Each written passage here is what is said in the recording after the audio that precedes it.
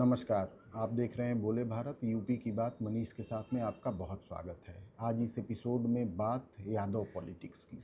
ये एक ऐसी कौम है, ये एक ऐसी बिरादरी है जिसका यूपी और बिहार दोनों ही राज्यों की राजनीति में बहुत असर है। ऐसा इसलिए क्योंकि दोनों ही राज्यों में इनकी संख्या अति पिछड़ी जातियों में सबसे ज़्यादा है, डोमिनेटिंग कास्ट है।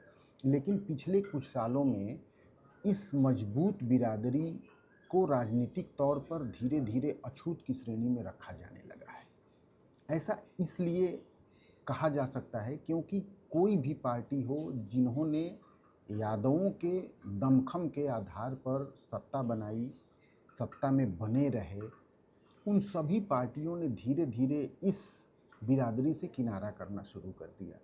कुल मिलाकर ये कहें कि यादव सोना को छू ले तो वो मिट्टी हो जाए, तो इसमें कोई बड़ी बात नहीं होगी। पहले बिहार का एग्जाम्पल ले लेते हैं। लालू प्रसाद यादव लंबे समय तक इस बिरादरी के संख्या बल के आधार पर सूबे में मुख्यमंत्री रहे, लेकिन यादवों का साथ ही बिहार की राजनीति में लालू यादव के लिए सबसे बड़ा कलंक बन गया और उनके ऊपर आज तक सत्ता से 20-25 साल बाद दूर रहने के बावजूद राष्ट्रीय जनता दल, लालू प्रसाद यादव और तेजस्वी यादव पर इस बात के आरोप लगते हैं कि यदि वो सत्ता में आ गए तो फिर से बिहार में यादव राज्य कायम हो जाएगा और उसी तरीके से कानून व्यवस्था की धज्जियां उड़ेंगी। इन्हीं बातों को लेकर एनडीए चुनाव में जाती है। लौट कर आते हैं उत्तर प्रदेश। उत्तर प्रदेश में मुलायम सिंह यादव मुख्यमंत्री रहे हों या अखिलेश यादव मुख्यमंत्री रहे हों, दोनों के ही मुख्यमंत्री बनने में एक बड़ी भूमिका, या यूं कहें कि सबसे बड़ी भूमिका यादवों की रही। यूपी में लगभग आधी आबादी अति पिछड़ी जातियों की है। उनमें से सबसे ज़्यादा नंबर यादवों का है। इनका नंबर करीब 12 से 13% माना जाता है यूपी में। इनके दम पर मुलायम सिंह यादव और अखिलेश यादव ने सरकार बनाई। लेकिन पिछले 5-7 सालों में ऐसा क्यों हो गया है कि जिस पार्टी को सबसे ज़्यादा इन पर गुमान था, भरोसा था, वही इनसे धीरे धीरे किनारा करते हुए चली गई। अखिलेश यादव की ज़ुबान से किसी भी यादव फैमिली के बारे में कभी आप कोई बड़ी बात आपको सुनने को नहीं मिलेगा। और तो और लोकसभा चुनाव जो 2024 में हुए या विधानसभा के चुनाव जो 2022 में हुए, इन दोनों ही चुनावों में अखिलेश यादव ने भरसक ये कोशिश की कि उनके ऊपर इस बात के आरोप न लगें और उनके बारे में ये न कहा जाए कि समाजवादी पार्टी यादवों की पार्टी है।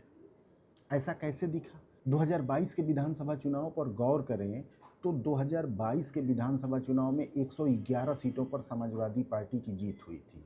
आज की मौजूदा विधानसभा में समाजवादी पार्टी के 102 विधायक हैं, लेकिन इन 102 विधायकों में से सिर्फ 18 यादव कम्युनिटी के हैं, यादव जाति के हैं। यानी ये आंकड़ा करीब 17% पहुंचता है समाजवादी पार्टी के कुल विधायकों का। चलिए, यहाँ तक तो फिर भी एक अच्छा नंबर दिखता है कि उनकी जितनी संख्या है उससे ज़्यादा उनको विधायक बनने का मौका मिला। लेकिन विधानसभा चुनाव के तुरंत बाद समाजवादी पार्टी और अखिलेश यादव ने पूरी अपनी रणनीति बदल ली। यादवों के किसी भी मामले पर वो उतने एग्रेसिव होकर नहीं सामने आते जितने वो गैर यादव पिछड़ी जातियों की बात करते हैं, और इसका रिफ्लेक्शन 2024 के लोकसभा चुनाव में भी दिखा। आपको जानकर हैरानी होगी कि 2024 के लोकसभा चुनाव में जो 37 सांसद समाजवादी पार्टी के चुन कर आए, और इसे समाजवादी पार्टी की अब तक सबसे बड़ी सफलता कही गई। यहाँ तक कि मुलायम सिंह यादव के समय में भी इतने समाजवादी पार्टी के सांसद जीतकर दिल्ली नहीं पहुँचे थे, लेकिन अखिलेश यादव के समय में जो ये भारी सफलता उनको लोकसभा में मिली, इन 37 सांसदों में से सिर्फ 5 यादव कम्युनिटी के हैं। और वो नाम आप सुनना चाहेंगे? अखिलेश यादव, डिम्पल यादव, अक्षय यादव, आदित्य यादव और धर्मेंद्र यादव।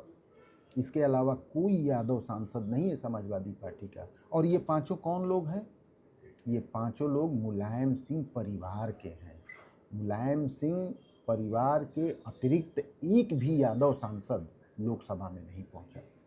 अखिलेश यादव ने जो रणनीति चेंज की, गैर यादव अति पिछड़ी जातियों को टारगेट करने की, वो सफल रही और यही वजह रही कि समाजवादी पार्टी को अब तक की सबसे बड़ी सफलता लोकसभा में देखने को मिली। इसके कई अन्य पहलू हो सकते हैं, संविधान बचाने के नाम पर दलितों का कुछ वोट उनको मिला, अन्य इसकी चर्चा की जा सकती है, लेकिन ये तो देखने को मिल रहा है कि किस तरीके से यादवों के साथ दूरी दिखाने का जो एक ऑरा क्रिएट किया गया समाजवादी पार्टी की तरफ से और अखिलेश यादव की तरफ से, वो उनको फलीभूत होता हुआ दिखा। तो ऐसा ही तो बाकी पार्टियां भी कर रही हैं।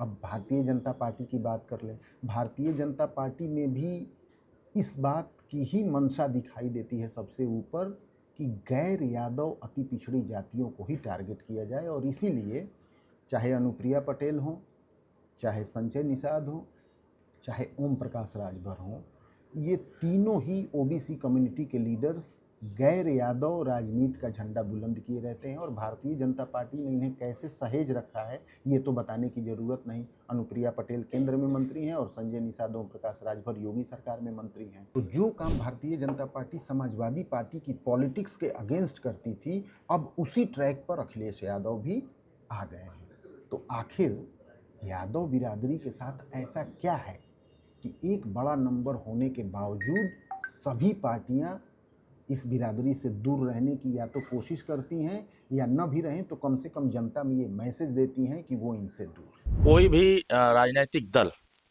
जिस समाज से वो टारगेट करते हैं या जो समाज को लेकर के बात करते हैं, जब उस समाज के द्वारा अत्याचार किया जाता है, तब लोग इस बात की चर्चा खूब करते हैं।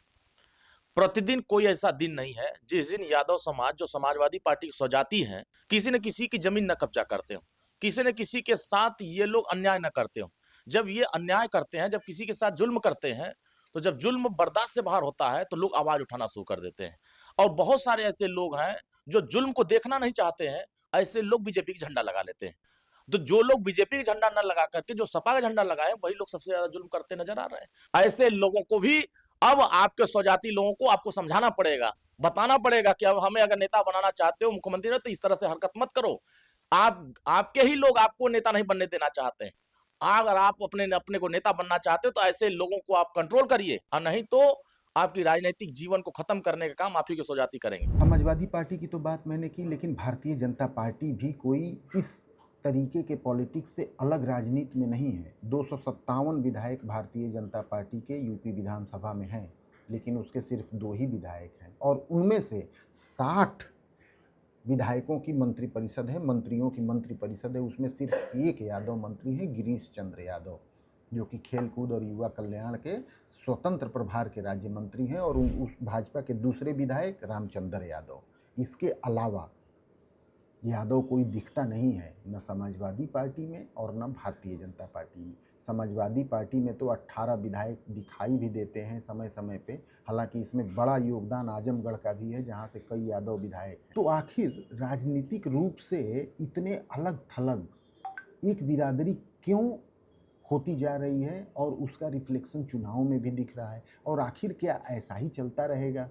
खासकर समाजवादी पार्टी की राजनीति क्या यादवों के बिना फल फूल सकेगी, या अखिलेश यादव ने यादव नेताओं को और यादव बिरादरी को अंदर ही अंदर ये समझा रखा है कि वो सतह पर उनकी राजनीति करते हुए नहीं दिखेंगे, उसके बावजूद उन्हें उनके साथ रहना है, क्योंकि भारतीय जनता पार्टी तो उन्हें उस तरीके से पोषित पल्लवित करती नहीं जिस तरीके से समाजवादी पार्टी कर सकती है। अब बहुत बड़ा चैलेंज ये है कि 2027 के विधानसभा चुनाव में क्या अखिलेश यादव उसी राजनीति पे आगे बढ़ेंगे जो राजनीति उन्होंने 2024 से शुरू की है। समाजवादी पार्टी के नेताओं का भी मानना है कि किस तरीके से उन्होंने गैर यादव अन्य पिछड़ी जाति के नेताओं को अपने यहाँ जगह दी है, उन्हें टिकट दिया है और उन्हें जिताकर लोकसभा में भेजा है।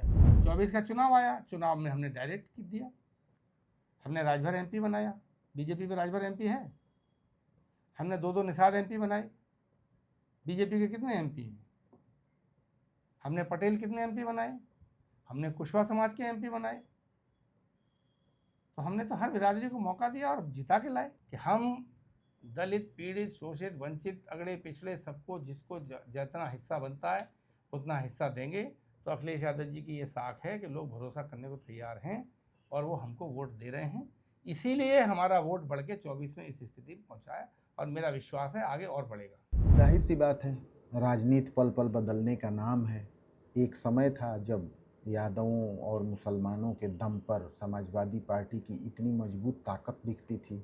बिहार में लालू यादव सत्ता में काबिज थे, लेकिन जिस बिरादरी के दम पर बिहार में राष्ट्रीय जनता दल और उत्तर प्रदेश में समाजवादी पार्टी सत्ता में रही, अब ये दोनों ही पार्टियां उस बिरादरी को कम से कम सतह पर तो उनकी बात करते हुए बहुत हद तक नहीं दिखती हैं। अब आगे देखना होगा कि अखिलेश यादव की पॉलिटिक्स क्या नया रंग लेकर आती है, क्या नया रंग खिलाती है, क्योंकि एक लेवल तक इस बिरादरी की उपेक्षा भी करना किसी भी राजनीतिक दल को, खासकर समाजवादी पार्टी को भारी न पड़ जाए, इसकी भी आशंका पैदा होती रहती है। क्योंकि पिछड़ी जातियों में सबसे डोमिनेटिंग कास्ट यदि कोई है तो यादव है, और ये सवाल उठता है कि क्या यही डोमिनेटिंग नेचर उसे राजनीति में अलग थलग कर रही है। यूपी की बात मनीष के साथ में आप मेरे साथ बने रहे, इसके लिए आपका बहुत धन्यवाद। एक और एपिसोड के साथ हाजिर होंगे, तब तक के लिए दीजिए इजाज़त। नमस्कार।